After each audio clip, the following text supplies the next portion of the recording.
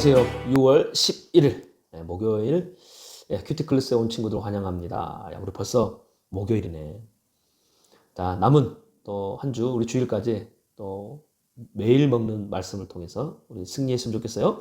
신명기 29장 22절에서 29절까지 말씀이고요. 제목은 어떤 크리스천인가요?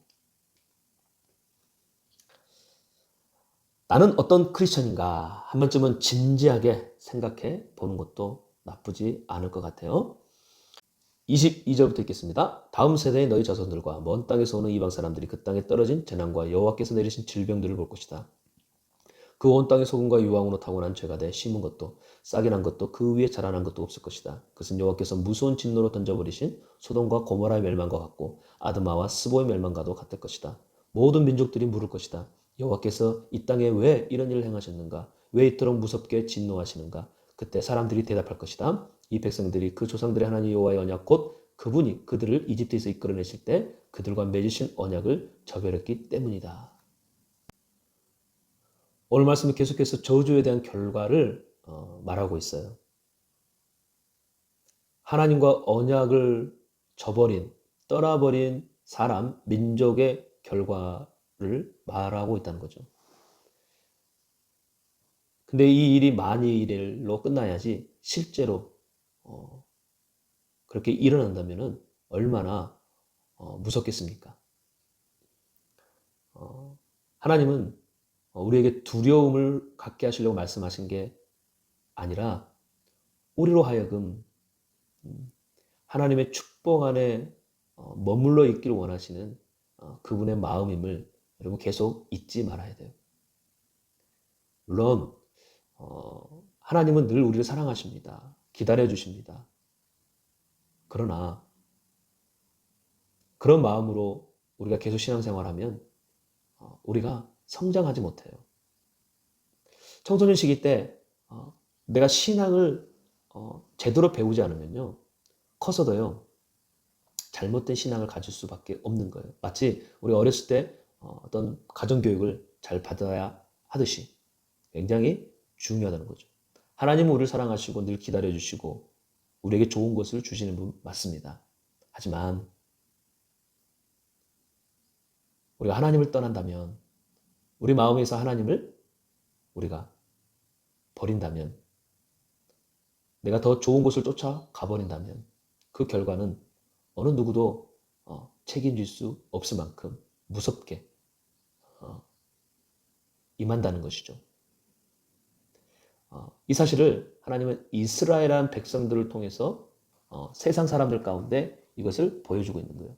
이스라엘을 통해서 흥망성쇠, 축복과 저주를 다른 민족들이 보게 하심으로 또한 이 민족들도 동일한 이스라엘 백성들이 되게 하시는 그 일로 누구를? 이스라엘 백성을 부르셨다는 거예요.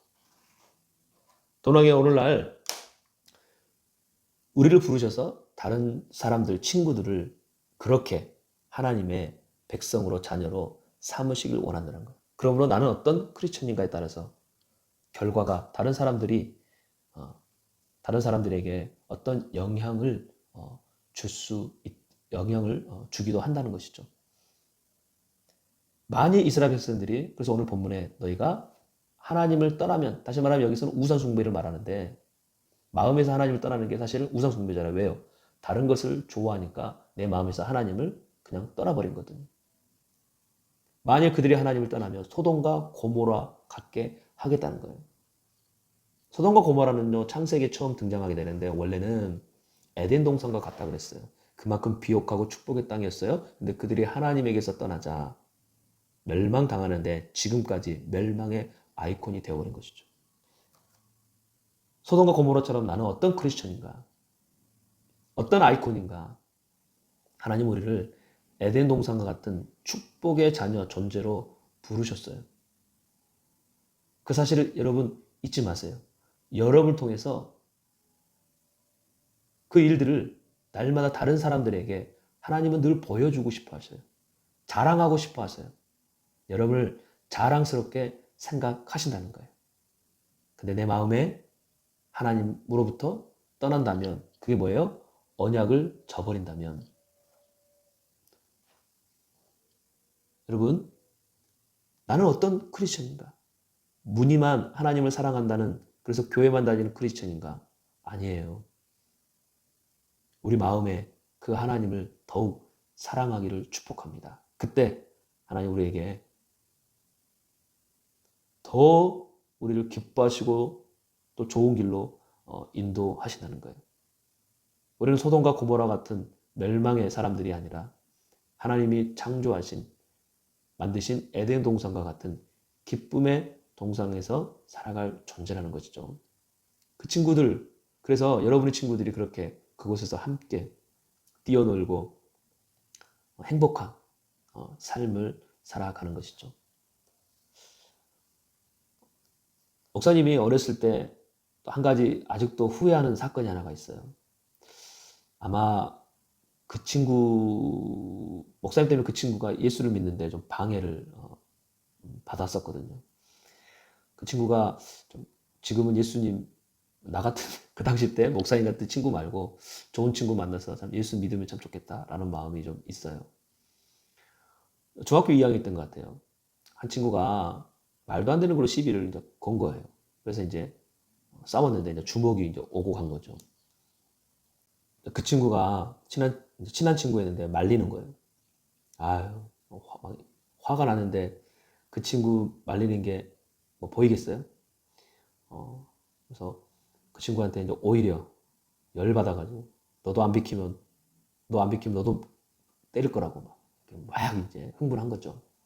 그러더니 갑자기 목사님에게 너 교회 다닌다며 그러는 거예요. 그 한마디에 아주 온몸에 힘이 빠지고 그러면서 부끄럽고 또 한편으로는 자존심도 상하고 내가 쟤한테 이런 소리까지 들어야 되고 흥분했던 내 모습이 너무나 보잘것 없어 보이고 나는 어떻게 그들에게 보여줬을까? 나는 어떻게 보여줬을까? 목사님 어렸을 때 한번 생각했던 적도 있어요. 또 하나 이야기를 하면 이건 애나 어른이 똑같은 것 같아요. 목사님이 이제 교회 새로운 사람들 오시잖아요. 근데 그 사람들이 뭐 몇 번 오시다가 1년 안에 많이 떠나는 경우가 있어요. 뭐 유치원도 그렇고 유치원생도 그래요. 그리고요. 뭐 초등학생, 중학생, 대학생, 청년, 어른 할 것, 심지어 나이 드신 분들, 할아버지, 할머니도 마찬가지입니다. 자기가 아는 지인, 친구 때문에 왔다가 교회에 뭐라고 하는 줄 아세요? 떠나면서는 그 친구 때문에 교회 안 다닌다는 거. 이게 무슨 말일까? 둘이 싸운 거예요. 어린아이들은. 근데 어른들은 또 어떤 모습인 줄 알아요? 교회 다니나 안 다니나? 그 말만 교회 다닌다면서 그가 하는 행동을 보니까 어떤 크리스천? 무늬만 크리스천이라는 거. 그의 생각, 행동, 세상 살아가는 방법이 교회 안 다닌 사람과 똑같다는 거죠. 그래서 그 사람 때문에 예수 안 믿겠다는 거예요. 하나님은 우리를 당신의 자녀로 부르셔서 또 다른 사람들을 그렇게 자녀 삼길 원하세요. 그래서 우리는 주의 은혜로 살아갈 존재지 때론 내 마음대로 내 힘으로 살아간 존재가 결코 아니라는 거죠. 한편으로는 멸망당할 소돔과 고모라와 같은 그런 주의 진노를 받을 자도 또한 아니라는 거예요.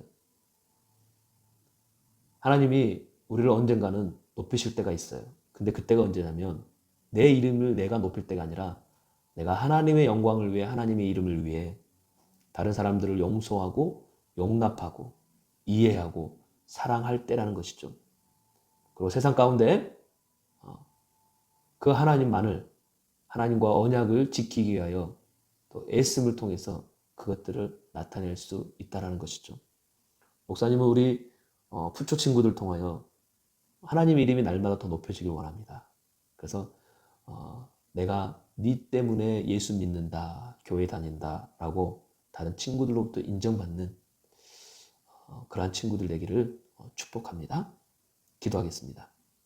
하나님, 나는 어떤 크리스천인가 다시 한번 돌아봅니다. 무늬만, 겉모습만. 그래서 행동과 생각하는 것은 세상 친구들과 같다라면 하나님, 나의 모습이 어떻게 비춰짐에 영향을 줄까요? 나를 통해서 하나님의 이름이 더 날마다 높여지길 원하오니 우리 부조 친구들 가운데 그렇게 함께하여 주옵소서. 오늘도 예수의 보혈로 덮어주시고 마음과 생각 가운데 하나님의 성령의 영으로 충만케 하시며 또 학교에서 모든 바이러스부터 주님 지켜 보호하여 주시길 원합니다. 예수님의 이름으로 기도합니다. 아멘. 오늘 또 말씀으로 승리 할 거죠? 네, 내일 우리 다시 말씀 안에서 만나기를 소망합니다.